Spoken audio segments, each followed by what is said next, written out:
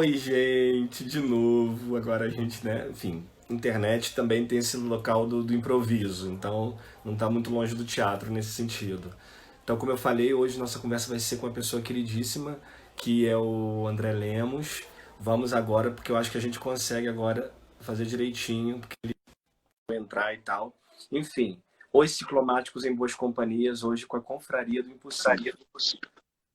Oi, André, tudo bem? Oi, Ribamar. Tô te vendo agora, não que te ver.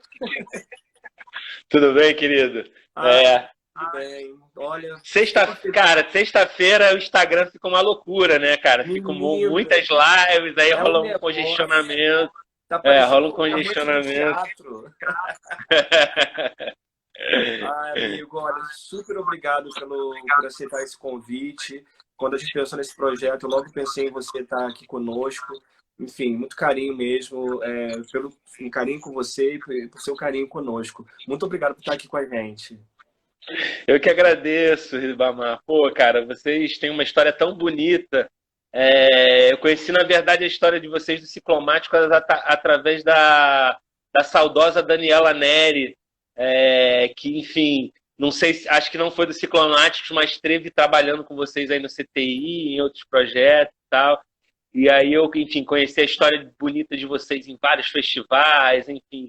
É uma história muito bonita, muito bacana e, pô, muito honrado de estar convidado aí num projeto que envolve grandes nomes aí da história do teatro, contemporâneos, enfim, da história aí. Muito obrigado aí pelo convite aí. Nossa, não, e a Dani foi minha aluna, né? A Dani foi, eu vi ela muito menina, né? Então eu vi toda a trajetória dela e muito feliz. Sim, Enfim, foi um cometa que passou por nós, né, André? Que deixou toda a luz que ela poderia deixar. Então acho que ela fez tudo que ela sim. poderia pra vivenciar tudo isso da forma tão intensa que ela era, né? E a Dani era a raiz de teatro mesmo, totalmente intensa, né? E aí, quando ela me coloca para conhecer vocês, a galera do Ciclomático, eu vejo também esse lugar, né? Da galera que é a raiz mesmo do teatro, que está É. não necessariamente dentro desse mainstream do teatro mesmo, mas está nos festivais, está nessa batalha, está lutando, levantando a própria sede, está fazendo seus trabalhos fora do eixo centro-zona sul. Isso que eu acho, pô, importantíssimo, cara. Nossa, É uma honra. Acho que a gente trabalha para isso, né? com certeza, não, essa coisa da periferia, né? A gente fazia teatro, enfim, toda a companhia, né? Os ciclomáticos, nós somos da Zona Norte Carioca, da Baixada, né? E eu acho isso muito importante. Lá onde a Dani começou a fazer teatro foi lá no Irajá, né? Enfim, no local Sim, enfim, que tinha muita questão da violência e tal, e levar o teatro para lá foi uma das coisas mais bacanas, porque a galera deixava de ver a novela das 8 para ver Antígona, para ver Édipo, e a gente fazia teatro e, na e, rua. Uma e loucura. criar novas perspectivas, né? Novos grupos, né? Saíram vários grupos, vários coletivos Sim, dessas iniciativas. Isso é, pô, lindo demais, né? Eu acho que é maravilhoso. isso, né? Criar um legado, né? Com certeza. Amigo, então, a palavra é sua. Eu queria muito que você falasse desse trabalho lindo da Confraria do Impossível. Que olha que loucura. Por acaso, duas vezes que eu encontrei vocês foi em Caxias. Então, foi o melhor lugar para poder encontrá-los. Eu assisti lá, Verdade. né, Esperança da Revolta em Caxias, e junto com os meus alunos de lá. E eu queria muito que você falasse um pouco da história do grupo, como é que esse grupo nasce, a importância desse movimento, porque na verdade eu vi que um grupo não é só uma companhia, é um coletivo, que eu acho que é muito Sim, sim. importante isso. A gente tem a CTI, que é a Comunidade Teatral Independente, e eu vejo vocês também como essa comunidade, sabe? Por tantas coisas que vocês fazem. Eu queria que você falasse um pouco disso. Então, a Confraria do Impossível, ela nasce um pouco em 2009, começo de 2010, assim, a gente pode dizer que ali entre a fusão desses 2 anos, e ela nasce numa perspectiva que eu estou na escola de teatro ainda, enfim, numa perspectiva ainda não racializada, da questão racial mesmo, e nasce como um coletivo teatral mesmo, com um lugar de tentar dialogar com outras linguagens, a performance, a intervenção urbana, o audiovisual, o cinema, e também em outros lugares, no lugar da educação também, enfim. E aí, nesse período, a gente foi, enfim, teve vários momentos. Teve um momento que a gente estava mais voltado para lugar da pesquisa da rua, da intervenção de rua. Teve um momento que a gente estava voltado mais para a questão da educação, no projeto da antiga a Universidade Indígena Aldeia Maracanã. Então, teve alguns momentos. Hoje a gente se encontra, que é um processo de 5 anos, mais ou menos 5 anos para cá. É um processo da gente ter pensado nessa ideia da confraria do impossível enquanto empresa negra, né? Empresa de cultura, arte e educação, né? O que seria isso, na verdade, né? Um entendimento que nasceu muito também no nosso trabalho de rua, né? Da gente entender que a cultura é uma demanda popular mesmo, né? Sabe? Como a gente, enfim, tem demanda de se alimentar, como a gente tem demanda de trabalhar, como a gente tem demanda de se divertir, enfim, consumir cultura, né? E a gente tem a cultura popular, a cultura da rua, o teatro, às vezes muito, não marginalizado, mas meio desacreditado, meio desvalorizado. Então a gente entra num lugar de também ser coletivo, de também ser um grupo teatral, mas de também querer criar disso um corporativismo empresarial, né? No sentido de vender arte, né? E isso não só para a população, não só para teatros, mas para o mundo corporativo também, né? Isso vai também numa perspectiva de alavancar outros lugares também que o teatro se limita, né? O teatro no Rio de Janeiro é uma casta burguesa totalmente limitadora, né? Então a gente, com essa perspectiva corporativa, tem a ideia de ampliar esses olhares, né? Ampliar o olhar da arte negra, sempre com essa ideia de descolonizar o pensamento, enfim, de criar uma perspectiva totalmente antirracista, mas de ampliar o corporativismo negro mesmo, fazer circular a ideia do black money, né? E fazer disso fazer disso uma semente para se tornar mais à frente, enfim, novos olhares e surgirem novas empresas de arte negras, para a gente entender que é uma fundamentação de criar novas visões a partir disso, né? Então a gente entende que a cultura negra foi roubada, foi nos assaltada por muitos e muitos anos. Hoje a gente quer vender ela de forma válida dentro de um preço do mercado, entendendo que a gente vive no mundo capitalista, né? E aí, a partir disso, a Confraria do Impossível ela tem uma sede. Hoje ela administra um teatro, que é o primeiro teatro negro do Rio de Janeiro, que é o Teatro Negro Chica Xavier, que fica no Terreiro Contemporâneo. A gente administra um teatro e tem vários núcleos dentro da Confraria do Impossível, que é o núcleo teatral, que envolve esses trabalhos que a gente fez ligados ao teatro, ou Esperança na Revolta, infantil, tem um núcleo de audiovisual, que a gente trabalha perspectivas de filmes, curtas-metragens, séries de audiovisual também para streaming, tentando ampliar esse lugar do protagonismo negro dentro do audiovisual e dentro dessas perspectivas cinematográficas também. A gente tem uma editora, uma editora literária online, que a gente está no nosso primeiro projeto com a revista Liga Nós, que é um projeto de falar sobre arte e cultura negra e relacionado a diversos outros problemas, outras temáticas sociais também, como racismo estrutural, enfim, religiões de matrizes africanas e outros assuntos. E além da editora online, também a gente tem outros núcleos de produção. Tem um núcleo que a gente está agora fundamentando de um selo musical, que é começar a formar um estúdio ali no Terreiro Contemporâneo e começar a gravar artistas periféricos, artistas negros que não têm estrutura para ter uma produção musical mais qualificada, enfim. A ideia é formar um grande conglomerado empresarial de arte negra dentro do Terreiro Contemporâneo. É uma ideia ousada, mas eu acho que é uma ideia extremamente possível. A gente já está trabalhando nesse viés. É claro que é um investimento que a gente tem, a nossa equipe de médio a longo prazo, A Claro. gente entende que é uma ideia que está sendo vendida aos poucos, né? Enfim, mas é essa ideia também de ampliar esse comércio no bom sentido da arte negra. E aí a Confraria do Impossível surge daí. E dentro disso a gente tem o coletivo teatral, que é a Confraria do Impossível também, e que, enfim, organiza os trabalhos dentro da área voltada ao teatro, intervenção urbana, enfim. Mas que lindo isso, André, porque você fala uma coisa que, na verdade, eu acho que é tão importante, né? Nós somos vizinhos, né? O nosso espaço fica na Rua de Santana ali.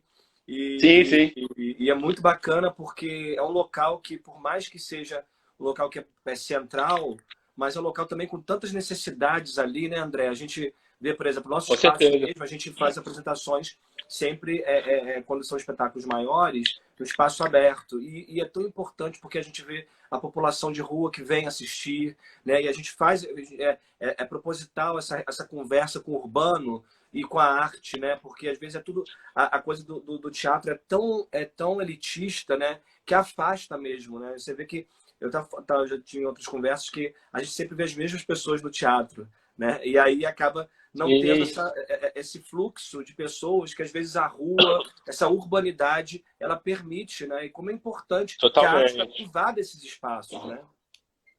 Totalmente, totalmente. Eu acho que é fundamental também ter a gente está buscando ocupando esse espaço central, né, para trazer outros grupos para esse lugar do centro. Né? Quando a gente resolve fundar um teatro negro no Rio de Janeiro, né, no centro da cidade, num contrafluxo em que teatros estão sendo fechados, como o Maison de France, outros teatros já foram fechados, a gente entende que é uma demanda também periférica de estar no centro, né? Então, e aí o que acontece? O aluguel mais barato de uma diária de um teatro no Rio de Janeiro, teoricamente, é o aluguel da Cia dos Atores, que é um bom espaço, que tem ali na escadaria Celarão, e é R$ 400, não Sim. desmerecendo esse valor. Esse valor é Não, totalmente para pagar as claro. contas, para pagar os funcionários, os técnicos. Não é barato a conta de luz de um aparato teatral, enfim. Então, entendendo que a gente precisa também se adequar, a gente pagando uma diária a partir da bilheteria, sem edital, sem patrocínio, ela não tem condição de estar ali. Ela tem que vender, sei lá, 10 ingressos a 30, no mínimo, sei lá, 30 ingressos a R$ 20, R$ 30. Então, que é difícil hoje. Então, a gente vem num lugar de tentar democratizar a possibilidade de estar no fluxo do centro da cidade também, né? Sabe? Entendendo que o centro da cidade ele também é historicamente um lugar marginalizado, enfim, de um tempo para cá que ele foi revitalizado a partir das regiões ali do Porto, a Lapa e tal, mas é um lugar ainda que tem muitas demandas, né? A gente ainda precisa e aí trazer esses grupos acho que é fundamental, né? Numa nova perspectiva, né? Acho que é importante eles estarem ampliando esse lugar de estar fora dos seus guetos e estarem trazendo seus trabalhos no fluxo centro-zona sul também, né? Porque, infelizmente, né, a gente tem essa divisão muito forte no Rio, né, André? Passou do túnel, as coisas artísticas, né, só acontecem depois do túnel, né? E antes do túnel tem tantos grupos fantásticos, tem, né? E geralmente o que aparece antes do túnel é só no Jornal Nacional, que é o tiro, né, que é a morte, né, a violência. Exatamente. E não se O que implementa nenhuma política pública para cá, né, desse lado, né? E isso é tão e se a gente não fizer isso, mais distante fica, mais violento fica, né? Com certeza, com certeza. Na verdade, o Estado ele só entra nas periferias, a gente sabe para quê, né? Para cometer o genocídio diário. Então, o nosso trabalho também não é só fazer teatro, não é só dirigir espetáculo, é formar cidadão, é dar novas perspectivas para essas crianças, para esses jovens, para esses adolescentes. É outra coisa, né? É mais do que ser artista, né? Tá formando gente, né? Tá tentando fazer com que essas pessoas consigam sobreviver também, né? enfim, criando novos olhares. E é um trabalho difícil, né? É, Muito amigo, difícil. não adianta. Nós somos missionários, não vai ter jeito, né? A gente, na nossa verve, na nossa veia, não tem como a gente não ser só artista. A gente também é educador, a gente também é formador de opinião, né? Eu acho Com que isso é muito certeza. importante e muito sério, né, André? Porque a gente está o tempo inteiro sendo visto e representando essa coisa que você falou da representatividade como é importante, né? Então a gente tem um papel muito fundamental porque a gente acaba tomando um lugar que o Estado não faz, né? E mesmo sem todas as condições possíveis, a gente vai fazer, porque, por exemplo, lá no nosso espaço a gente tem um projeto chamado Quinta Nobre de Teatro, que todas as quintas a gente Uhum. estava levando companhias, né? Antes da pandemia, ano passado, enfim, nesse período, onde vinham companhias de Santa Cruz, veio galera de Maricá, veio pessoas de todos os lugares do Rio se apresentando, Campo Grande, enfim, e que nunca se apresentaram no centro do Rio, nunca tiveram essa oportunidade de estar tão próximo, né? Assim como a gente fazia lá no Ziembinski também, né? Que é isso, Sim. né? É simplesmente a chance e a oportunidade de ser visto em algum espaço para promover o currículo, para que outras pessoas possam ter acesso aos seus trabalhos, porque às vezes faz um trabalho tão lindo que fica dentro de casa e parado porque não tem espaço para apresentar, né? Com certeza. Com certeza, com certeza. É isso. E, amigo, eu queria que você falasse um pouco também dos trabalhos, né? Assim, o Esperança da Revolta eu assisti lá em Caxias e eu não tinha assistido ainda. Fiquei muito impressionado, assim, com não só a qualidade artística, que era, enfim, maravilhosa, mas também com a temática, com como você desenvolveu essa temática no grupo, que é uma temática tão ampla e com tantos braços e conseguir conciliar tantos vetores ali, né? Eu acho que imagino como é que você as suas escolhas enquanto diretor e a companhia, que imagino que você vê que foi um processo muito coletivo, musicalmente, cenicamente, né? Na concepção cenográfica. Como é que foi esse processo da criação desse trabalho? Então, esse trabalho é um trabalho que ele foi um trabalho bem complexo, bem árduo, assim. Ele Imagino. começou em janeiro final de 2015, assim, acho que a gente teve a primeira reunião, começou os ensaios em janeiro de 2016. A gente só estreou ele oficialmente mesmo. Antes a gente teve algumas pré-estreias, alguns ensaios abertos, mas oficialmente a gente estreou ele em dezembro de 2018, ou seja, quase 3 anos, né? 2 anos e pouco, 9 meses e tal. Então, foi um trabalho que passaram aquelas pessoas que estão ali no palco, não, algumas iniciaram o processo, mas algumas entraram durante esse processo. Então, foi um processo, na verdade, de 2 anos que foi fundamentado com muito trabalho na rua também, porque, ao mesmo tempo,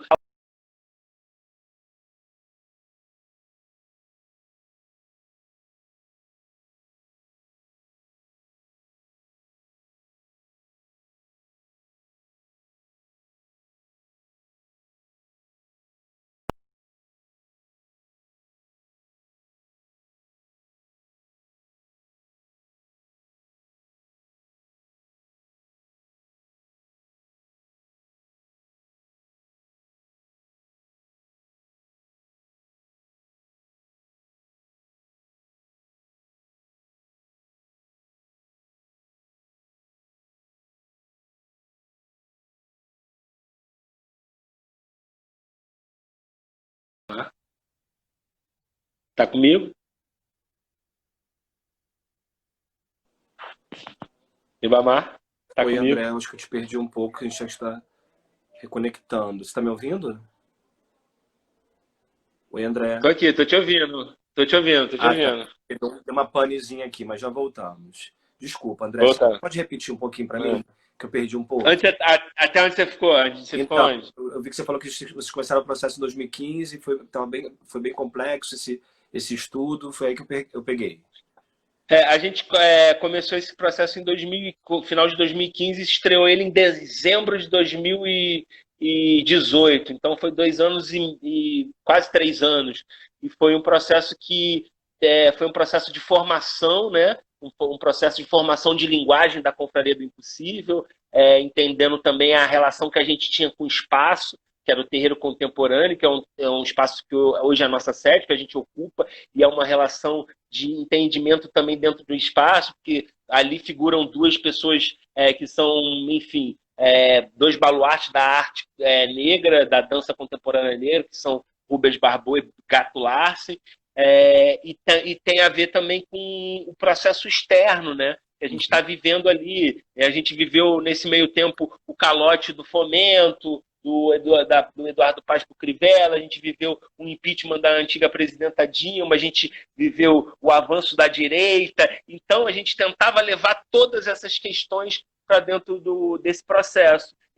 E essa ideia, na verdade, ela nasce. A gente está muito efervescente na rua, nesse processo pré-Olimpíadas, entendendo que é um processo que afeta muito a população negra por causa das remoções, e é um processo muito complexo da especulação imobiliária. A gente se sente muito amassado, a gente está na rua e a gente tem a ideia de levar um pouco algumas questões para o palco. E a gente entende que a guerra era uma temática que atravessava desde a gente aqui no Rio de Janeiro, nas nossas periferias, no Complexo do Alemão, até gente na África, no Oriente Médio, na Europa, em diversos lugares. Então a gente resolve falar sobre a guerra, sobre esses atravessamentos, sobre tudo sobre todo esse estado de guerra que é constante e que desde que a gente se entende por gente, a gente recebe ele, diversas guerras a gente aprende na escola.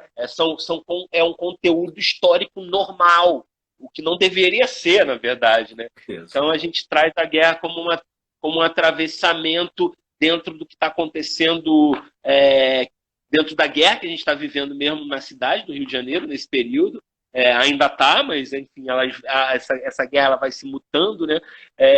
E dentro da nossa ideia de criação de linguagem. E aí, esses 2 anos e meio, 3 anos de processo, a gente trabalhou com inúmeras pessoas que a gente teve a honra de trazer. A gente trouxe uma ruandesa, Doris Nirajib, a gente trouxe Sabrina Chaves, que tem uma pesquisa de danças africanas do oeste africano. A gente trouxe Wilton Cobra, cara, que é um grande mestre da Companhia dos Comuns, que assinou nossa supervisão artística. A gente trouxe Vilma Mello, Orlando Caldeira. A gente trouxe uma galera durante esses 3 anos para ir fomentando esse trabalho também, trazendo provocações. Simone Calil, que é uma professora, trouxe muita questão teórica dessas guerras, do entendimento do que é o Oriente Médio, essas etnias. É importante a gente falar que a gente está lidando também com outras religiões, a gente está lidando com o islamismo, então é importante entender o funcionamento de outras culturas para não estereotipar, porque a gente reclama desse estereótipo que a gente é colocado enquanto negro durante a história. Então a gente se aprofundou nessa ideia de estudar também esses núcleos islâmicos do Oriente Médio, para também ter um embasamento nisso, né? Um embasamento cultural, um respeito espiritual também com a coisa. Então, eu acho que teatro funciona assim, né? A partir de processo. Então, é um processo que envolveu mais de 30 pessoas ao longo dos seus 3 anos, e mexeu com muita coisa. E aí, acho que deu um resultado que é um resultado que não é porque eu sou um grande diretor, ou porque a dramaturgia é excelente, ou porque os atores são maravilhosos. Tudo isso também, né? Mas acho que está tudo ligado ao processo, ao trabalho, à relação humana que é criada. Eu acho que está ligado à relação de grupo, está muito ligado ao que a gente está falando aqui hoje, né? Trabalho de grupo, trabalho de companhia, de pesquisa. Então, eu não cheguei com nenhum momento, eu não cheguei com texto pronto, e a gente pesquisou as histórias, viu muitos filmes, errou muito, brigou muito, enfim, entendeu em algum momento que a peça não ia acontecer, que ia acabar, voltamos, algumas pessoas tiveram que sair, porque precisam sobreviver e a arte não dá esse respaldo de sobrevivência, então precisaram sair para fazer outras coisas, outras pessoas chegaram.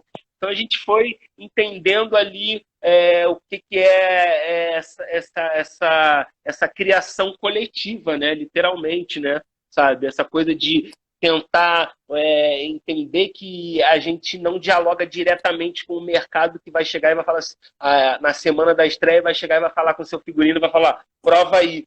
E aí você não vai estar adaptado ao seu figurino porque você nunca ensaiou com ele, entendeu? A gente entende que é um outro lugar, você vai fazer o seu figurino também, junto com a figurinista, né? Você vai entender aquilo ali que você vai estar manipulando no cenário, você vai, sabe?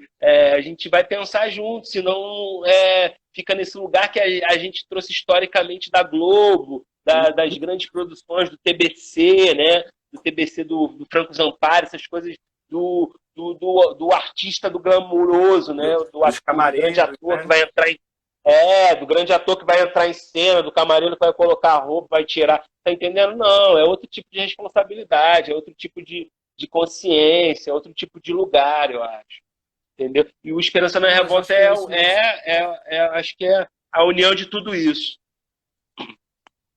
Sim, eu acho que o que você está falando é fundamental, essa artesania que concebe o espaço do teatro, né? Porque você também, enquanto artista, a gente fala no ciclomático desse conceito do artista múltiplo, né?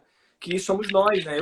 A minha formação como ator, depois eu me formei a partir de laboratórios dentro da companhia, me vi como um diretor, e aí daqui a pouco eu já estava escrevendo os textos, hoje meus textos são montados fora do Brasil, né? E aí você vai se descobrindo também em outras áreas que só uma companhia que tem uma confiança em você, né, acaba acreditando no seu potencial, permite para que você possa entender outras localidades da arte, né? E aí você vai desenvolver outras possibilidades que talvez você nunca tivesse sonhado, né, André? Exatamente, exatamente. E eu acho que eu venho também com essa ideia, né, de ampliar isso, porque eu entendo que o mercado é totalmente fechado, ele é totalmente estruturalmente racista, ele é totalmente homofóbico, ele é totalmente... Então, cara, eu nunca vou ser contratado pela Sarau para dirigir um espetáculo, entendeu? Sabe? Talvez agora possa estar sendo, mas não há 5 anos atrás não. Então eu tenho que investir na minha dramaturgia, eu tenho que investir na minha direção, e isso é um desdobramento para os atores também, né? A gente sai da escola de teatro, eu formei na Martins Pena com muito orgulho, e rola um hiato, né, cara? A gente, porra, sabe, se você não está em grupo ali, cara, e mesmo você estando em grupo, você está perdido coletivamente. Porque se você as escolas, a Martins Pena te dá uma formação incrível, maravilhosa, excelentes professores, mas não te dão encaminhamentos para o mercado, não. Entendeu? Sabe? Talvez a Cal, mas porque tem um outro direcionamento ligado mais à televisão, enfim, a outras questões mais de audiovisual também, te dão um direcionamento que os produtores de elenco estão observando indivíduos e não coletivos, mas a escola de teatro ela te deixa num hiato ali, você não sabe como entrar no mercado, não te dão esse lugar de, sabe? E aí você lidar com isso, com um absurdo de um aluguel teatral que o seu grupo não tem como pagar, e aí, cara, eu vou te falar de coração, da minha turma que entrou comigo na Martins Pena, hoje, de 20, talvez, no máximo, 5 trabalhem com teatro, né? Isso colocando muito alto, porque o teatro é um lugar muito elitizado e é muito difícil de se manter a sua subsistência mesmo, né? Então é muito complexo. Dessas gerações, por exemplo, que eu vejo da Martins Pena, muita gente foi, enfim, continuar trabalhando com arte, dando aula e tal, mas trabalhar com teatro mesmo é meio complexo, é difícil. O mercado não deixa, né? O mercado é fechado, né? E aí, agora, antes com as políticas de editais do governo Lula melhorou um pouco, mas ainda assim existia uma panela, isso é fato. Agora então está muito mais complexo, né? Então a gente vê nessa perspectiva do trabalho de grupo exatamente o que você falou, cara. Uma confiança, eu poder investir na minha dramaturgia, poder investir na minha direção, poder investir em outros artistas, em outras, sabe, em outros lugares, né? Enfim, não estar logado ao trabalho subalterno necessariamente na indústria teatral, né? E aí isso está diretamente ligado à ideia da confraria do impossível. Assinar o cheque, né, Ribamar? É importante trabalhar com essa ideia do empresariado e ser o seu próprio patrão. Só não estou dizendo que não vou trabalhar com outras pessoas, ou enfim, outros artistas, ou outros coletivos brancos. Não tem nada a ver com uma coisa com a outra. Mas é importante tornar-se independente também, né? Criar sua própria independência. Não, e isso que eu falo muito também, André. É uma coisa da aposta, né? Se você. Eu brinco muito falando isso, até no grupo, e até quando eu vou dar, enfim, dirigir outros trabalhos e tal. Você tem que acreditar naquele trabalho e entender que se aquele sonho, meu sonho, por exemplo, é coletivo. O meu sonho é coletivo, não é individual. É com essa galera. Vou fazer 24 anos com essas pessoas. Então, assim, eu fico mais tempo com essas pessoas do que com a minha família. Né? Tô ficando mais agora por conta da pandemia. Então, são minhas pessoas. Eu tô lá na cabine de som com o bebê da Fabiola, né? Pendurado aqui de chupeta e operando o som. Então, assim, essa relação que a gente tem é um sonho coletivo que eu tenho. Então, quem não tem esse sonho coletivo, siga outro sonho. Mas o nosso sonho aqui tem que andar, né? Eu acho que é isso. São caminhos. O seu sonho de estar sozinho é bacana, super respeito, mas nesse sonho coletivo tem que estar comigo, porque senão é isso que você falou. É uma empresa, é um caminho, então tem que estar todo mundo junto. Não pode no meio do caminho falar agora, para mim, a não ser que seja uma opção naquele momento e deixar bem claro o jogo, né? Acho que é importante isso, né, André? Com certeza, com certeza. Isso é fundamental. E é tão lindo, né? São trajetórias, né? É isso que você falou, né? A gente opta, na verdade, por essas famílias, né? A gente acaba criando dessas pessoas as nossas famílias. Sim, são casamentos às vezes mais duráveis do que o casamento tradicional, né, André? Isso é maravilhoso. André, eu queria que você falasse também um pouco, porque esse trabalho eu não assisti, mas eu fiquei muito curioso, que é o espetáculo infantil que você montou também, que é a Saga de Dandara e Bizum, A Caminho de Wakanda. Eu achei esse nome tão poético e tão bacana, e vi que foi a partir dos poemas da Conceição Evaristo, se eu não me engano, e eu queria que você falasse um pouco, acho tão bonito a temática, enfim, e fiquei muito curioso, eu queria saber um pouco desse trabalho. Então, esse trabalho, na verdade, ele tem poesias da Conceição Evaristo, mas ele tem um texto meu e que, na verdade, é um argumento que surgiu comigo e com a Thaisa Machado, que ela é do Afrofunk, que foi do Tá na Rua, enfim, é criadora do Afrofunk. E aí, na verdade, ele surge também na esteira de alguns infantis que vem trabalhando a ideia da representatividade de crianças negras, né? Isso eu falo do Pequeno Príncipe Preto, do Rodrigo França, eu falo do Boquinha, do Rodrigo do Lázaro Ramos, falo do Edith Velha Sentada também do Lázaro Ramos e tal, na ideia de que nós, crianças negras, tivemos referências muito ruins nos anos 90, nos anos 80. A gente estava muito colocado no lugar dessa sexualização da boquinha da garrafa, da Xuxa, desse lugar que é muito complexo, muito, muito difícil de referência, né?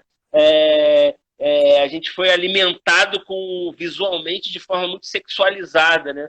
E aí a gente traz esse lugar de tentar trazer um pouco dessas novas referências para essa galera, para as crianças e jovens negras, tentando misturar um pouco essas ideias do ancestral e do futurista, né? Tentando trabalhar um pouco essa ideia da cultura negra pop e da cultura ancestral. Então a gente tenta trabalhar essa ideia de misturar as culturas de matriz, as religiões de matriz africanas, a cultura mais enraizada africana, com a cultura pop hoje, que a gente pode falar de Pantera Negra, a gente pode falar de Wakanda, a gente pode falar de Super Choque, a gente pode falar de novas referências também. Então, como é que a gente tenta misturar isso, né? E aí surge essa ideia, que é um espetáculo que a gente intitula de espetáculo afrofuturista, né?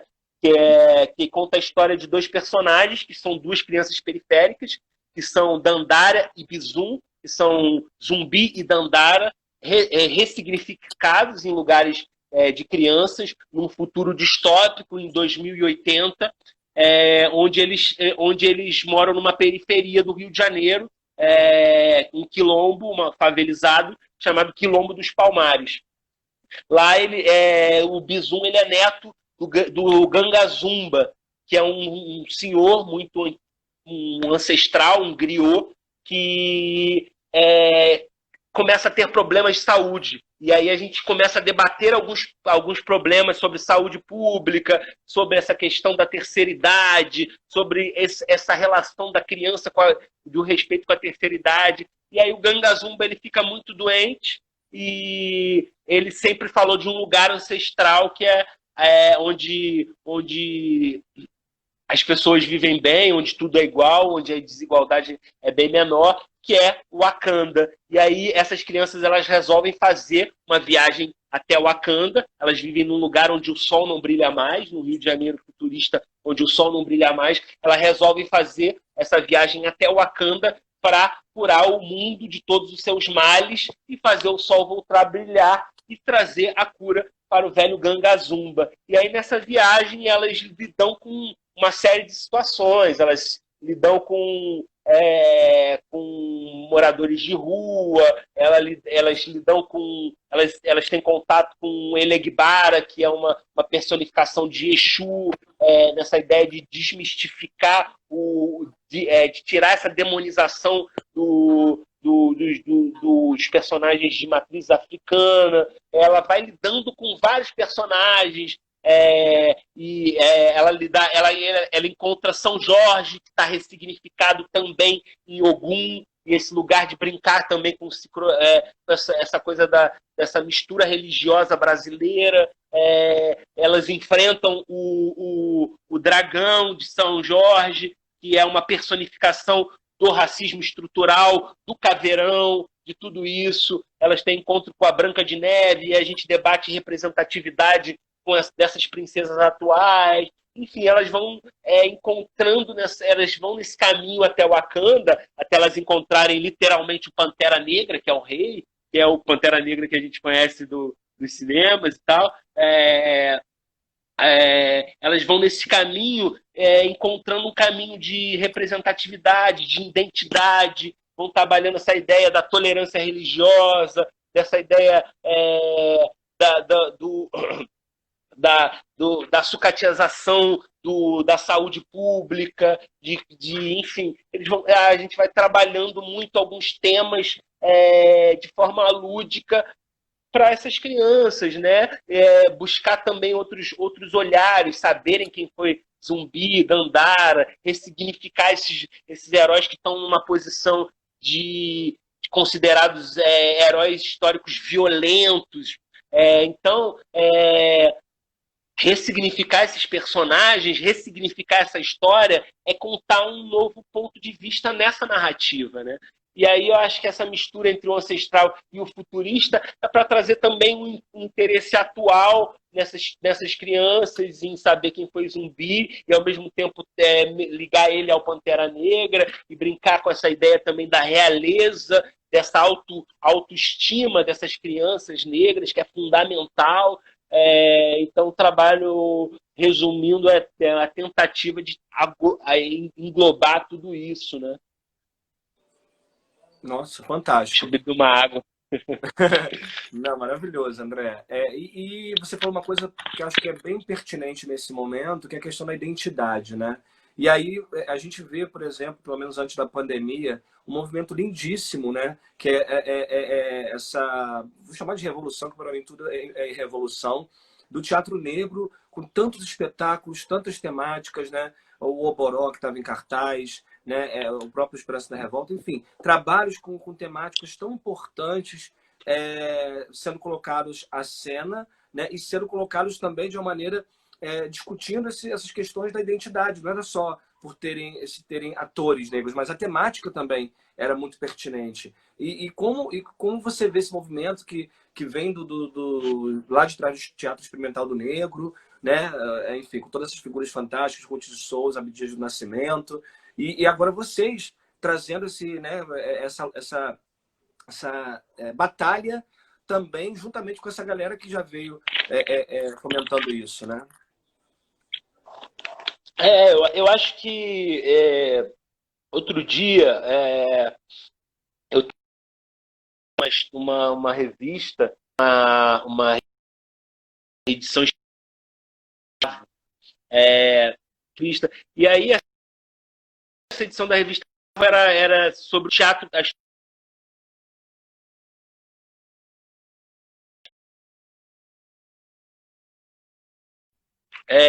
trazendo o João falando do TBC, e aí depois trouxe, enfim, várias. E aí, cara, na revista inteira que contava a história do teatro brasileiro, tinham dois negros, Milton Gonçalves, numa foto do Teatro de Arena, e o João do Rio. Cara, e aí, cara, é muito louco isso, né? Porque a gente fica num lugar que o teatro negro ele foi legado historicamente, e a gente fica entendendo, o negro não estava fazendo teatro, né, na história do Brasil. E aí eu trago uma referência do João Rufino dos Santos, que é o livro da história do teatro negro, que coloca muito que o negro, na verdade, ele não está no teatro, mas ele está no drama. O que é o drama, na verdade? Ele está fazendo teatro de outras formas, né? Ele está fazendo teatro na rua, ele está fazendo teatro na sua sobrevivência, se formam personificações teatrais dentro, como os ambulantes, os camelôs e outras perspectivas, vendedores, os mascates, além das perspectivas artísticas mesmo, mas eles não estão nesse lugar do teatro da caixa preta, né? O teatro da caixa preta ele começa a ter um respaldo mais na década de 40 a partir do Abdias do Nascimento, Birajara Fidalgo e tal, enfim, mas ainda uma coisa muito limitada, uma coisa muito marginalizada. E aí a gente tem um boom de alguns anos para cá, né? Sem esquecer também de passar pelos anos 90, com a Companhia dos Comuns, do Wilton Cobra, do Bando de Teatro Olodum na Bahia, a Companhia dos Crespos em São Paulo, Black em Preto aqui, mas eram uns movimentos, eram grupos pontuais, né? Eram artistas também que estavam individualizados em produções, né? Nesses papéis estigmatizados também. E aí, de alguns anos para cá, de uns 5 menos anos para cá, rola um boom, né? E aí, por que acontece esse boom também, né? Porque rola uma crise na cultura. Rola uma crise na cultura a partir de 2016, um pouco antes do impeachment, e antes disso a política do digital já começa a ficar escassa. A branquitude ela tem uma dificuldade, isso eu não falo dos grupos periféricos, por exemplo, mas eu acho que a branquitude do mainstream, né, ela tem uma dificuldade de produzir sem edital, sem incentivo. Totalmente, elas não conseguem. A gente passou a vida inteira fazendo o contrário. Sim. Então, na verdade, a gente consegue esse boom de estar lotando, trazendo muitos grupos, muito público, dando um boom nesse teatro preto de alguns anos para cá, porque a gente consegue ser malê e trazer uma inovação para isso, né? Trazendo também outros públicos, né? Por exemplo, um espetáculo que é o Joãozinho da Golmeia, ele passa a dialogar diretamente com o público de candomblé, de umbanda. As pessoas vão lá para ver e aí passam a entender o teatro negro também e ir para outras produções a partir de um lugar que eles estão indo a princípio para conhecer um ícone, um grande pai do candomblé, um grande babalorixá do candomblé. Então, isso também ajudou muito o movimento do Oboró, enfim. E aí a gente vem lotando essas casas, ao contrário desses outros grupos, dessa outra ala da classe artística, né? Então, os jurados, os críticos, eles começam a olhar com outros olhares, eles começam a ir para outros lugares, eles começam a ir no terreiro contemporâneo, por exemplo, eles começam a sair desse fluxo Sesc Copacabana, Cândido Mendes, sabe? Não que não seja importante, é importante, mas eles começam a ir para outros lugares porque aquelas produções elas estão falidas, elas não estão dando público, elas não estão sendo, elas estão produzidas de formas escassas. E aí o Teatro Negro começa a bombar nisso. E aí chega um momento que essa elite, né, que é uma elite branca, que domina a classe teatral, né, começa a olhar para esse lugar, né, do teatro negro, e aí começa a entender ainda muito limitadamente, né, o Prêmio Shell ele traz esse lugar de vanguarda e tal, enfim. Esse ano a PTR enfim, trouxe mais indicações também e tal, mas eles começam a abrir olhares para produções não só negras, mas produções periféricas também, sabe? Isso que eu acho que é importante e fundamental. E não só os jurados de prêmios, mas os críticos também. Porque essas produções elas passam a ser, na verdade, o que está efervescente ser no Rio de Janeiro, né? O que está sendo produzido no Rio de Janeiro. Esses artistas eles sempre estiveram produzindo, mas agora eles estão tendo esse destaque, né? Porque, enfim. E aí a gente olha esse movimento do teatro negro como muito importante, historicamente, entendendo também que foram os nossos ancestrais, esses todos que a gente falou, que eu citei aqui, que abriram esses caminhos para que a gente tivesse aqui, né? Mas eu acho que ainda tem muita coisa a se conquistar, né? Eu acho que o espaço ele ainda precisa estar muito mais amplo ainda. E aí o Cachalote está falando aqui de vários espetáculos, Meu Cabelo de Baobá, o Turmalina, o Oboró, o Esperança na Revolta, o Mercedes, o Olhos d'Água, muita gente produzindo, o Ricardo III, da galera lá de Nova Iguaçu, muitos espetáculos, né, vieram nessa efervescência, né?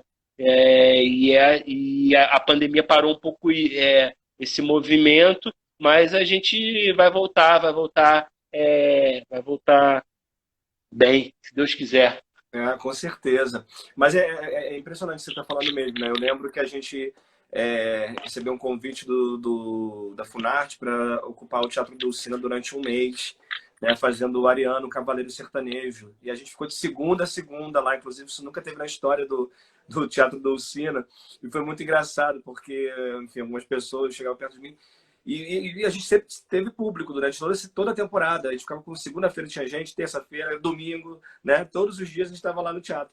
E aí algumas pessoas chegavam perto de mim e falavam assim: nossa, mas como é que vocês conseguem trazer esse público? O teatro está vazio, os teatros estão vazios. Eu falei, cara, nosso público ele vem da Zona Norte, a galera vem da Baixada, e a gente já são... Se a gente em 24 anos, né, André, não conquista um público, não faz sentido, né? Então, com certeza, que acompanham o nosso trabalho, e é isso. São pessoas que não estão dentro de ir para o Sesc Copacabana, que vêm de outros lugares, de outros territórios, né? Que vem do Irajá, que vem de Belfor Roxo, né? Gente que vem de Nova Iguaçu, tudo para poderem assistir o nosso trabalho. E isso eu acho que é muito importante, até porque faz com que se tenha um movimento na cidade, né? A pessoa possa realmente sair do lugar e ter uma mobilização, porque acaba essa coisa da identificação mesmo, né? Que você falou. Quando você sente a temática universalizada, isso é muito importante, né? Porque você pensa, eu estou sendo visto, eu tenho ali um tema que me apetece, né? Porque às vezes eu fico pensando um pouco nisso, né? O teatro também tem ficado um pouco desinteressante, né, André? Assim, são umas temáticas que ficam tão focadas numa pesquisa específica e tal, e acaba se perdendo essa coisa do popular, né? Que às vezes é tão totalmente, né? exatamente, dentro do próprio meio artístico, lá o popular é algo menor, ou a comédia, né? Cara, o Ribamar, eu sou um cara muito crítico, mesmo, assim, eu não tenho muito papo na língua, não, mas o o teatro carioca virou uma bolha, na verdade. O teatro carioca, na verdade, não a gente, né, que está trabalhando na periferia, está trabalhando, mas tipo assim, em algum momento isso foi muito massificado por uma leva de críticos. Isso inclui eu não vou falar saudosa, mas a afinada Bárbara Eliodoro, que ela, na verdade, ela dizia o que era bom, o que era ruim, né? Ela rechaçava os espetáculos de periferia, ela rechaçava, dizendo que era panfletário os espetáculos de teatro negro. Então, era um racismo estrutural, era uma xenofobia muito absurda, né? E aí a gente, por ela ser uma mulher vinda da academia, e, enfim, que nunca produziu na prática nada, mas tem esse respaldo do jornal o Globo também, a gente criou uma casta ali, né? Uma casta limitadora, né? Uma casta limitadora que ocupavam, que tinham grupos bons, tem, na verdade, Companhia dos Atores e muitos outros, né? Mas tem muita gente que estava fazendo teatro só por fazer pela classe, para a classe, né? Uma coisa muito limitadora, uma coisa muito, às vezes, intelectualizada, às vezes uma coisa muito com outro diálogo, né? Sabe? De tentar manter essa hegemonia, né? Essa hegemonia intelectual mesmo, né?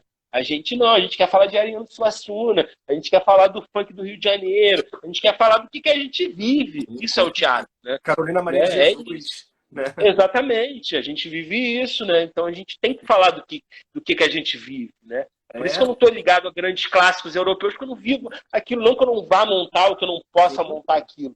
Mas o que me interessa hoje é montar as minhas realidades, as realidades dos meus irmãos do Nordeste, sabe? As realidades dos meus irmãos aqui do Rio de Janeiro, de São Paulo. Enfim, acho que é um pouco nesse lugar, né? Porque eu acho que é isso, essa coisa do teatro que nos move, né?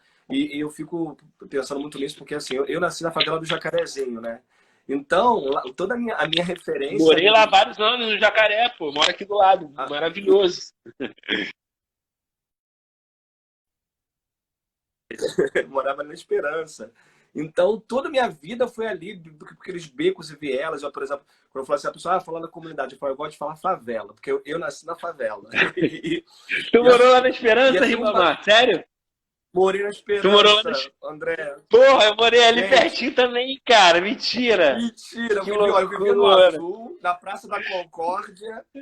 Que maravilha, eu morava cara. Ali, ficava na casa da minha tia, que era no Beco Isla. Se você conhece o Beco Isla, você conhece a Jacarezinho inteira.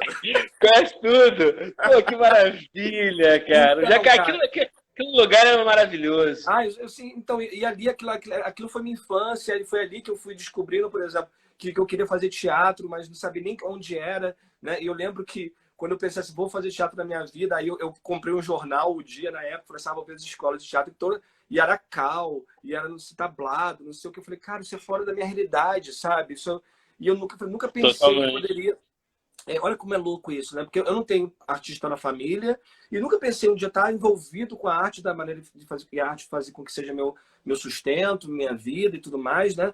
Mas, assim, como é importante... Eu tive uma pessoa que foi a tia Noêmia, que era de uma igreja que tinha lá no Jacarezinho, e ela pegava a galera e começava a fazer teatro, a gente era criança fazendo teatro em orfanato, né? A tia Noêmia, uma mulher negra maravilhosa, que me ensinou a fazer teatro. E olha que fantástico, olha como é a minha referência de pessoa que falou assim, olha, você que está aqui tem um momento, tem um lugar que dá para fazer. Se não fosse ela, eu acho que jamais estaria fazendo, entende? Então, como a gente, essa questão da vivência e do local... Totalmente. E saber que o local não determina nada. Você pode estar lá, nascendo nesse local que é importante, que você agora... A oportunidade é importante. A oportunidade com certeza que se tem é muito importante. André, e a gente falando dessas relações e tudo mais, como é que você vê agora, diante de toda essa, enfim, desse desgoverno, de tudo que está acontecendo com a gente hoje, como é que você vê essas perspectivas nossas enquanto artistas periféricos e de companhia, de coletivo? Como é que a gente vai vislumbrar esse nosso futuro, amigo? Difícil essa pergunta, hein? Então, é um pouco complexo entender como é que vai ser agora, né? A gente parou dentro do. Lá na Confraria do Impossível, a gente parou no meio de a gente estrear, reinaugurar um teatro, né? Com a galera da Cia Cerne, o espetáculo do Turmalina sobre o João Cândido. A gente ia reinaugurar um teatro. Tava lá com a Cida Moreno em cartaz, com o espetáculo do Eu Amarelo. A gente estava com uma agenda de uma série de espetáculos negros para reabrir um espaço de que, enfim, num total contrafluxo do Rio de Janeiro, por exemplo, né? Que estão fechando os teatros e tal. Então a gente meio que parou no meio que uma obra também, tentando entender também a seriedade de tudo isso, né? Sabe? A primeiro momento a gente pensou, cara, vamos tentar de repente manter isso, essa obra de repente com os cuidados, mas a gente entende também que lá eles moram dois idosos, que é a residência do Rubens Barbô e do Gato Larson também, então são dois nossos ancestrais que a gente também precisa estar respeitando eles, tá, enfim, tá zelando por eles, né? Então a gente meio que parou tudo, parou as atividades do teatro, parou as obras e tal, e estamos tentando mudou totalmente o cronograma desse lugar, do cronograma empresarial. A gente começou a entender que a gente teria que estar dialogando também pela internet, como outros grupos, então a gente começou a trabalhar com outros projetos a partir da internet também. E aí a gente já está tentando começar a visualizar essa volta. Não visualizar essa volta com data nem nada disso, né? Mas tentando pensar numa articulação de como não deixar esse movimento cair, né? Esse movimento que rolou, tem acontecido no Teatro Negro, no Rio, São Paulo, enfim, no Brasil, como não deixar isso cair, né? Entendendo que a cultura vai ser a última coisa que vai voltar, né? Vai ser a última coisa que vai voltar, então como é que a gente tenta entender que o público ainda vai estar receoso de estar num espaço fechado, num espaço pequeno, com muitas pessoas e tal. Enfim, a gente entende que tem gente que, porra, não tá nem aí para isso. Ontem foram liberados os bares, e aí a galera, porra, Leblon tava lotado, a galera bebendo sem máscara loucamente, mas a gente também precisa sobrevive disso, mas tem que ter um respeito com o público, tem que zelar pelo público, acho que tem que cuidar do público, tem que cuidar do espaço e de nós mesmos, da nossa saúde física, mental. Então a gente está tentando se articular com os grupos, tentando se articular com as lideranças, produtores, para ver como que a gente consegue fazer uma campanha de trabalhar coletivamente também aos poucos essas voltas, ver se a gente já consegue, de repente, tentar vender alguns ingressos antecipados, como é que vai ser essa recolocação do público, entendendo que eu acho que a volta mesmo provavelmente para o ano que vem, eu acho. Acho que talvez a gente reestreie o teatro ainda esse ano, provavelmente em novembro, talvez, mas eu acho que a agenda do teatro, mesmo que só falo do Teatro Negro Chica Xavier lá no Terreiro Contemporâneo, ela volta, talvez, provavelmente fixa mais no ano que vem mesmo. Mas a gente está entendendo isso. É uma pergunta que hoje eu posso estar te falando isso, amanhã eu posso estar te falando outra coisa. Amanhã já tem uma vacina aí, eu já posso te falando, pô, a gente vai reabrir no mês que vem, entendeu? Então é uma coisa que é muito difícil estar. Cada hora é um diálogo que a gente tem que estar restabelecendo, né? Restabelecendo. Amigo, a gente está se encaminhando para o final do nosso bate-papo. E assim, quero muito agradecer, foi lindo. Inclusive, você está convidadíssimo para ir no nosso espaço. Quero muito que você vá lá para gente tomar Com café certeza. conosco. Eu já tive a oportunidade de ir lá no Contemporâneo, No no Terreiro terreiro. Contemporâneo. Fui lá assistir Rinoceronte, enfim, uma galera linda que estava lá. E eu quero muito que você vá lá no espaço também para tomar um café com a gente, a sua casa também. Se quiser fazer qualquer coisa lá no nosso espaço, está de portas abertas. Vai ser um prazer recebê-lo. E assim, queria que você deixasse uma mensagem, um livro, uma peça, enfim, alguma coisa para a gente não pirar nessa pandemia e que as pessoas leiam o que você acha que seja importante para a gente fechar com chave de ouro. Eu queria agradecer a vocês, todo mundo. a galera que estava interagindo aí também. Pô, mandar um beijo especial pro Marcos Pinheiro, maravilhoso. Marcos, Um grande, porra, porra, um grande irmão. Obrigado aí, a galera. Falar que a gente está nas nossas redes sociais lá da Confraria do Impossível com alguns projetos. Quem quiser conhecer mais é só acessar lá, @Confraria do Impossível. Estamos com vários projetos, estamos voltando, acho que não sei se nesse ano ainda, mas estamos preparando já 2 espetáculos aí, inéditos aí, talvez para o final desse ano, começo do ano que vem. E queria deixar de indicação para vocês um livro, um segundo aqui, que está bem aqui do lado, ó, da... Gente, mil desculpas, o André caiu aqui também, a gente teve, enfim, não foi nos avisado que o tempo tinha terminado. Vou ver se o André consegue entrar, pelo menos ele fazer essa finalização, que aí depois a gente vai ter o vídeo completo nas nossas redes sociais e no YouTube, que tá tendo tudo indo pro YouTube. É isso, aqui tava tão bonito, tá tão bonito, por isso que eu fiquei nessa ansiedade. Mas quero ver se o André consegue entrar aqui agora, pra gente finalizar. Enfim, André, cadê você? Que caiu aqui. E aí eu já vou lembrando rapidamente que semana que vem a Marília Martins, dos Cênicos, Companhia de Teatro, minha diretora, minha atriz, enfim, vai estar aqui. Quero ver se o André entra, só pra gente fazer pra ele falar do livro, Léo? Ele fala do livro. Gente, a Juliane Cruz estava aqui, o Orlando Caldeira, quero agradecer a presença deles, Giovanni Madalena, enfim, uma galera que estava toda aqui, e eu não deu tempo de agradecer, mas... enfim, eu estou esperando o André entrar aqui só para a gente poder fazer esse rabinho final de conversa com ele, para ele poder fechar, né? E aí a gente vai ter esse vídeo todo completo. Mas, gente, coisa da internet, né? A gente tava... Porque sempre no final do Instagram dá aquele aviso de 2 minutos. E nas 2 últimas lives aconteceu isso também com a Inês Peixoto. Não aconteceu. E tô esperando o André aqui entrar pra gente poder fazer esse finalzinho dessa live que foi tão bacana, tão importante, sabe? A gente ter um papo com os grupos e ver a realidade de cada grupo. E a gente tem visto esse reflexo, né, de cada um. Enfim, foi muito bacana a participação de todos.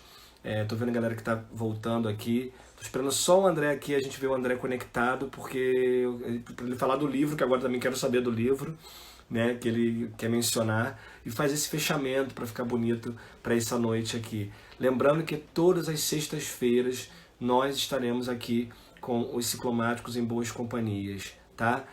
Só para fazer uma agenda rápida, aproveitando enquanto o André, tô vendo se o André tá entrando aqui, a gente, para falar um pouco de quais são as próximas, os próximos grupos que vão estar conosco. Semana que vem a Marília Martins. Então, eu queria ver se o... Porque eu não tô com o André aqui, mas eu achei que ele fosse voltar. Deixa eu ver se ele... Avisei a ele aqui. Isso. Tô esperando ele aqui. Deixa eu fazer aqui a agenda. Isso, por favor. A gente tá mandando aqui no WhatsApp também. Léo, pode fazer também aí. Só pra gente poder falar rapidamente aqui quais são os grupos que nós estaremos aqui. Tá bom? Vamos lá. Semana que vem nós estaremos com a Marília Martins, dos Cênicos, Companhia de Teatro. No dia 17 de julho, com o Fernando Yamamoto, do Klaus de Shakespeare, do Rio Grande do Norte. No dia 24 de julho, com Jason Leonardo, da Companhia Máscara de Teatro, que é de Mossoró, do Rio Grande do Norte. No dia 31 de julho, com Paulo de Moraes, da Armazém Companhia de Teatro do Rio. No dia 7 de agosto, na Companhia Azul Celeste, com Jorge Vermelho, de São José do Rio Preto. Dia 14 de agosto, com a Rosa Abdala, dos Fudidos Privilegiados. E no dia 21 de agosto, com a Paula Sandrone, também dos Fudidos Privilegiados. Depois eu explico por que os Fudidos vão estar nesses 2 dias. Gente, o André entrou. Vou aproveitar aqui para pegar... Meu Deus, que bom, que bom. Vamos saber do livro e o fechamento com o André. E vai dar tudo certo. Tudo certo. Agora. Oi, André. Eu já tinha até... Caiu. Não me deu aquele negocinho dos 2 minutos. E eu acabou. Foi um blackout. desesperador aqui. Mas quando você estiver fazendo, sabe o que você pode fazer? Você aperta esse ao vivo do lado vermelhinho que você consegue acompanhar o tempo direto. Olha isso, gente. Olha isso, Ó, tô vendo agora. viu? Viu? Aí, Eu sou da década de 70, aí no final de 70. não, eu aprendi esses dias também. Eu tava esses dias, aí eu apertei ali. Agora, quando você for estiver acompanhando, você Agora fazendo, você pode olhar. esse troço. Amigo, vai ser chiquérrimo. Você é o único que está tendo outra live. Fala um pouquinho do livro e agora faça a mensagem final agora com tranquilidade. Então, na verdade, eu ia indicar 2 livros, que é esse aqui que eu estou lendo, que é o Encarceramento em Massa, da Juliana Borges, que é dessa Femininos Plurais, que a Djamila Ribeiro, dessa série Femininos Plurais que a Djamila Ribeiro coordena, que tem livros muito bacanas, e se na verdade fala a história do encarceramento em massa da população negra no Brasil e tal. Tem um outro que eu estou lendo também, que não está aqui, mas está no quarto, que é muito interessante, fala sobre os estereótipos dos personagens negros, que se chama Racismo Recreativo, e aí a gente vem ele conta a esteira desses personagens, do Mussum, do Bêbado, do Tião Macalé, Jorge Lafon, e aí como que a gente impõe essa sociedade para rir desses personagens, né, negros, né, enfim, é muito bacana, chama Racismo Recreativo, que é desse mesmo, e esse aqui é clássico, que é da Angela Davis, que é Mulheres, Raça e Classe. Enfim, acho que é uma leitura necessária para brancos, negros, antirracistas. Enfim, acho que é um aparato de um olhar bem interessante de uma mulher militante que foi do Panteras Negras, Angela Davis. E é isso, acho que é se alimentar de cultura, assistir filme, buscar ler. Acho que o grande alimento da alma, né? Poder se alimentar de cultura, ler peças teatrais, surgiram autores contemporâneos. Acho que é isso, a gente está aí no mundo aí como massa, né? Massa de fluxo para evoluir. Amigo, obrigado. Louco para te dar um abraço de verdade. Vamos marcar isso. Com certeza, com certeza. Você fica o convite lá, eu vou lá conhecer o espaço de vocês. Convido aí não só você, mas aí a galera toda aí de Ciclomáticos, Getúlio, Nívia, Renato, todo mundo aí, que eu não citei também, está todo mundo convidado para conhecer o espaço lá também. Vai ser um prazer aí estar com vocês. Meu filho, a gente vai invadir tudo. Obrigado pelo convite aí. Beijo, amigo. Beijo grande, axé. Até já. Beijo grande. Gente, é isso. Então, semana que vem nós estaremos aqui de volta às 20 horas com Marília Martins, dos Cênicos Companhia de Teatro. Muito obrigado, valeu. Olha, meu curso de dramaturgia ainda pode se inscrever, vai começar no dia 7 de julho, então ainda tem como se inscrever, qualquer coisa entra em box para falar comigo ou no @ciclomáticos. E agradecer a presença de todos vocês hoje, foi muito bacana, com a Confraria do Impossível, com o André Lemos. Nossos bate-papos estão entrando todos no canal dos Ciclomáticos no YouTube. Então assinem o canal, a gente está precisando, se inscreve para a gente poder chegar a 1000 inscritos e estarmos todos juntos lá, tá bom? Então vamos estar lá, esse vídeo vai estar conectado um ao outro agora, para que a gente possa assistir ele por inteiro. Foi lindo demais, tá bom? Tchau, tchau. Beijo, até sexta que vem.